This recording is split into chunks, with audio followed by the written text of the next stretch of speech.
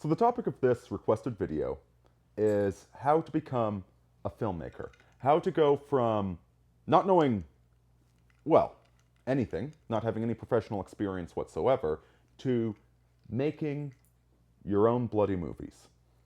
And I've broken this down into 8 bullet points. And we're going to start off with a really, really negative one. Number 1, to become a filmmaker, do not try and become a Hollywood filmmaker. Now listen, my colleague, Delicious Tacos, longtime writer in the manosphere, has done extensive work in Hollywood. And he has written several articles about how broken and nepotistic Hollywood is. And I really can't do any better justification to this whole concept than to just to link to what he's written. That even if you do get into Hollywood, you're going to be in Hollywood doing something you hate. You know, if you like horror movies, you'll be doing comedies. If you like comedies, you'll be doing romance movies. If you like romance, you'll be doing action movies, etc. Hollywood is a terrible, terrible, terrible machine, and the fact that anything good ever gets made is a miracle with that machine. Asking how do you become successful in Hollywood is like saying how do you become a successful lawyer. And again, with rare exceptions, the way you become a successful lawyer is you get born into the right family and you know the right people. If you don't already know the right people, you are not going to be successful in Hollywood. Period. It's a meat grinder. Don't fall into the city of broken dreams. Now that said, doesn't mean you can't be a filmmaker and even a successful filmmaker. It's just that the Hollywood model is very much atrophying, in my opinion. If you go out there as a hopeful to try and become part of it, you'll get eaten alive. But if you get an opportunity, go for it. But stick to being successful by your standards. All right, because you can do that. So be very wary of Hollywood is the number 1 point that I needed to make. Number 2, do you like making movies?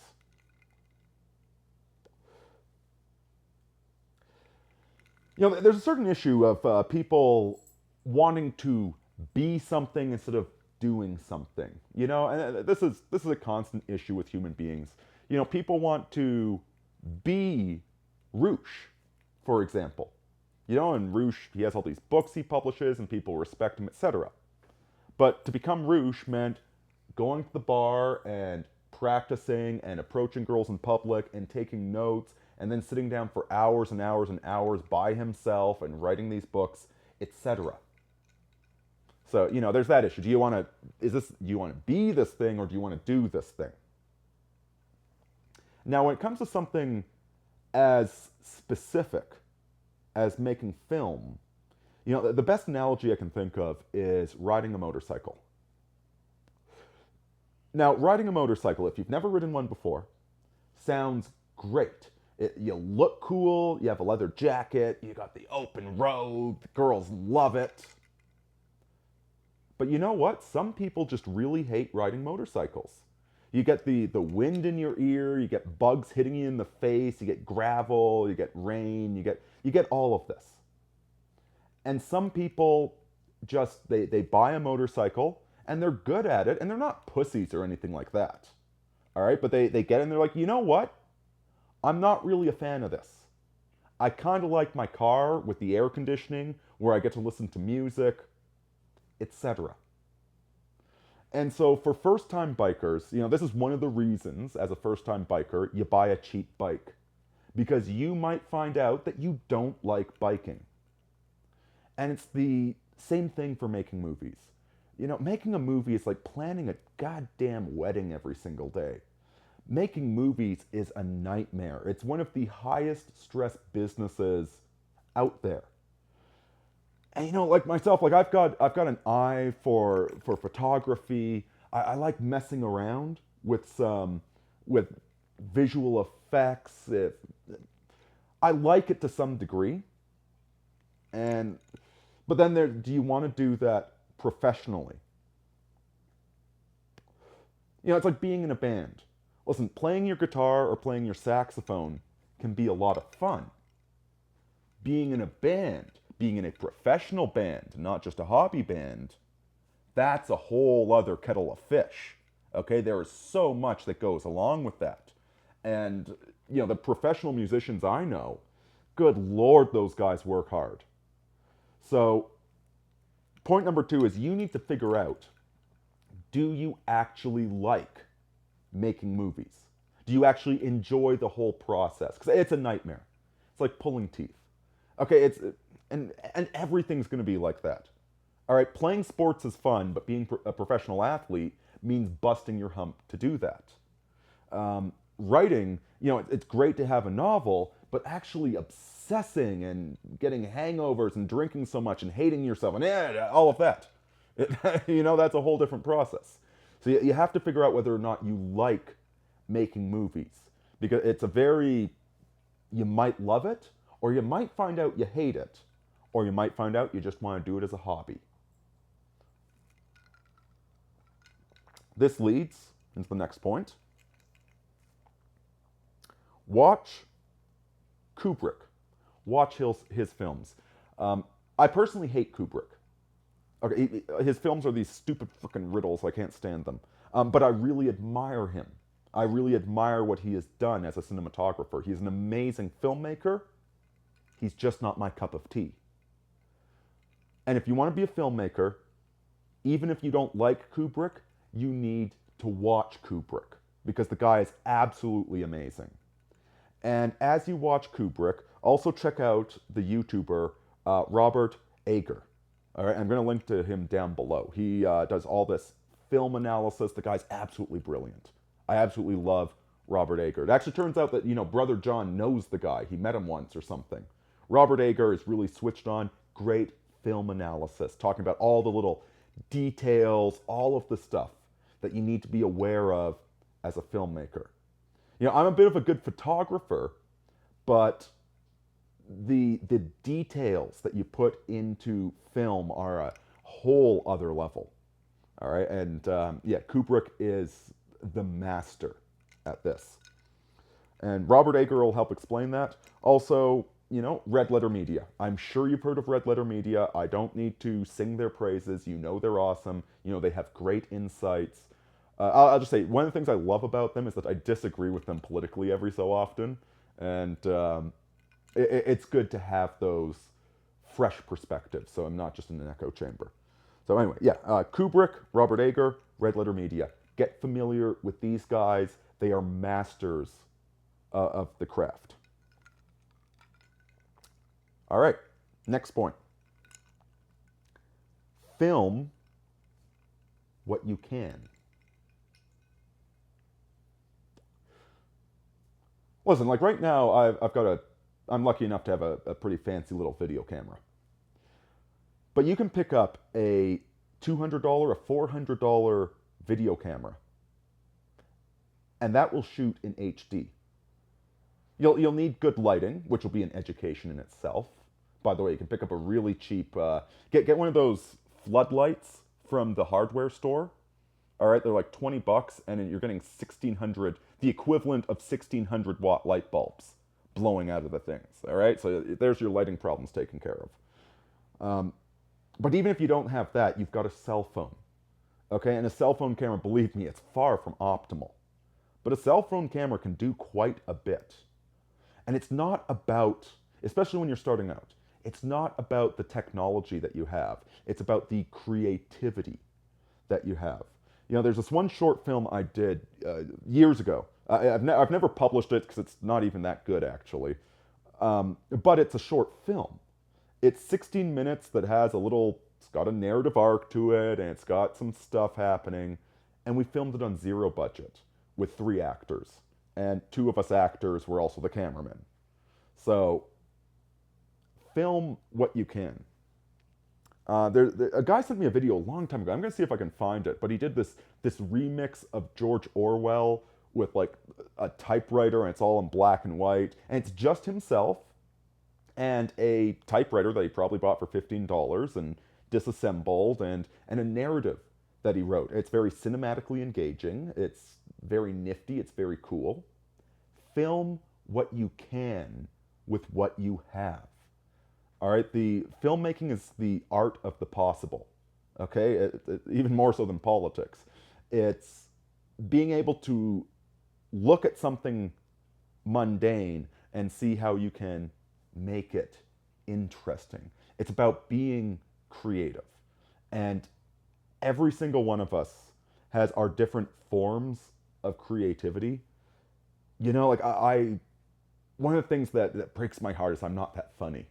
I see these brilliant comedians with these amazing observations, and I wish that I could do that. But that's not my sort of creativity. You know, whereas myself, like with the writing in particular, you know, like that is my form of creativity. That is something that I am very good at. And so you explore that creativity, figure out what you're good at, what you're not good at. Go do what you can with no resources whatsoever. Do what you can with nothing but a cell phone. And you know what? I just to add to this, if you like filmmaking, it doesn't matter if your films suck. If you like filmmaking, if you enjoy it for the sake of doing it, you know, look at these trauma films. Look at, there's a huge market for cheesy horror flicks. All right, and the horror flicks, these are guys that they like their special effects, their practical effects. All right, the plots are terrible. There's no symbolism, but the guys making those movies, they enjoy making them. James Rolfe, and this is not, don't take this as a criticism. James Rolfe, you know, the angry Nintendo nerd, he's successful. B, he loves what he's doing. He loves what he's doing. He's living the dream, man. He is a filmmaker. And I don't think he's the most insightful guy out there. No offense to him. I mean, he has some good insights, but he doesn't read a lot of books. He doesn't obsess over narrative the way that I do. He's a different sort of guy than I am. Let me put it that way. And so I wouldn't call his short films, I wouldn't call them great in the sense that Citizen Kane is, well, supposedly great. There's some debate over that one. But you know what? He likes making them. And he makes money making them. And they're creative products. Like, good Lord, I've watched all of his bloody... Here I am saying he's not a great filmmaker, but I've seen everything he's made. So, clearly, he's got an audience in me. So even if you're not great, but if you enjoy doing it and you're good at it, do it. All right? Don't try and be something you're not. Try and be the best version of yourself in all of this. All right. Next, network with other people. Once you start doing some creative stuff, start finding the other people out there that want to do creative stuff as well. Okay, there's people that want to be actors are a dime a dozen. It's not hard to find actors. Start finding out about the different film festivals, about the different grants, about the different bursaries. Okay, especially as a beginning filmmaker, you're going to have to wear a lot of hats. All right, so you're going to have to find out the different places that you can get money. You're going to have to be generating revenue, all of this stuff. So yeah, get out there and do stuff with other people. Filmmaking is a very collaborative thing. It's a very social thing. This leads to the next point. When you work with other people, on the one hand, treat them well. Respect their ambitions, their goals. Make sure, to the best of your ability, that they are better off for having associated with you. Simultaneously, use them. Kind of the downside of the film industry is that it's so glamorous that everybody wants to be in the film industry. Everybody wants to be a musician. Everybody wants to be a writer, but if you're a writer, that's not really your problem. You just write your books and humor the people that say, "Oh, I'm a writer too. I go to workshops."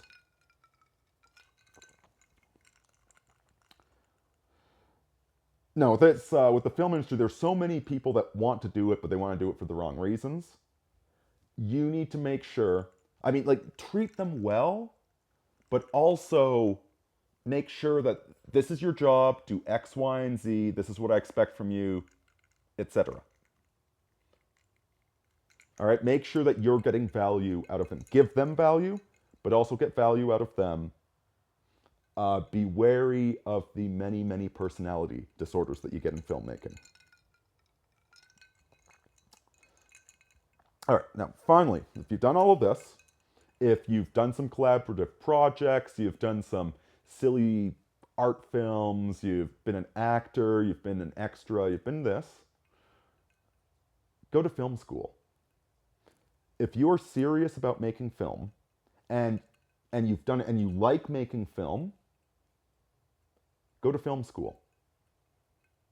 A lot of this art training, yes, a lot of it's bullshit, but there is a lot to learn in the process of cinematography. There's so many technical aspects and artistic aspects. There is so much to learn.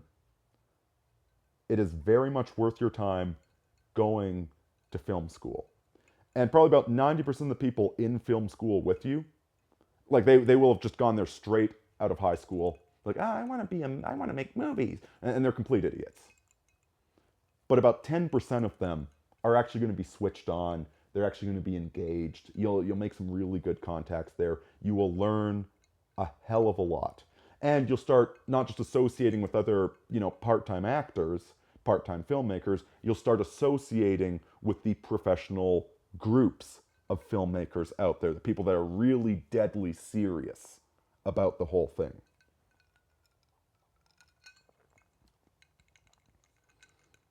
And you know what, finally? The final point. Don't worry about making good movies, like politically right-wing movies or Christian movies or whatever. Okay, this is the death of Hollywood right now. This is what's killing it, is that these movies, they actually have diversity consultants on these damn movies. Don't do that. You don't need that. You don't want that. The hell with that. Just make good movies, period. Anything that is good is going to be true, and anything that's really true is going to be good. If you have a message to get out there, chances are you don't even know what the real message is. If you've got something that you want to get out there, there's probably layers of depth to it that you're not even aware of just yet. Just make it as good as you possibly can. Don't try and make it serve a narrative. Don't try and make it be anything other than what it is. Yes, you'll learn all the design aspects, but the movie Alien, it's seriously one of the best movies ever made. And there's all of this analysis and what was going on, but nobody sat down and said, I want to make a movie about a space rapist that universalizes the fear of rape to both sexes. Nobody explicitly said that. They just tried to make a really good horror movie about a creepy penis alien. And that's what they did. They weren't trying to serve an agenda. They were just trying to make a good movie. So don't do like the reversed stupidity of Hollywood where you try and make right-wing movies. No, just try and make good movies. If you're playing, if you're an actor, try and play the role as best as you possibly can. And hell, man, that's all any of us can ever do. A huge amount of success has to do with the roll of the dice. If they come out the right way, you get to be one of the 1%. If not, well, maybe you're just James Rolfe, that poor miserable bastard with his wife and his videos and all the fun he has doing that.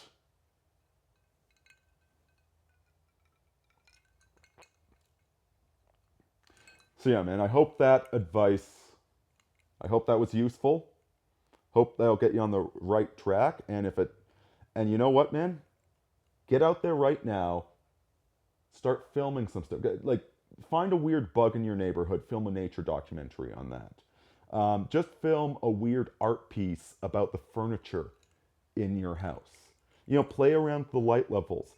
Make a stupid creepypasta to post on the X board of 4chan. But go film something, get into it, see if you like it, and best of luck to you, man. I hope it really works out. More importantly, I hope you enjoy yourself when you're doing all of this. Thank you very much for the support and the requested video. Aurini out, brother.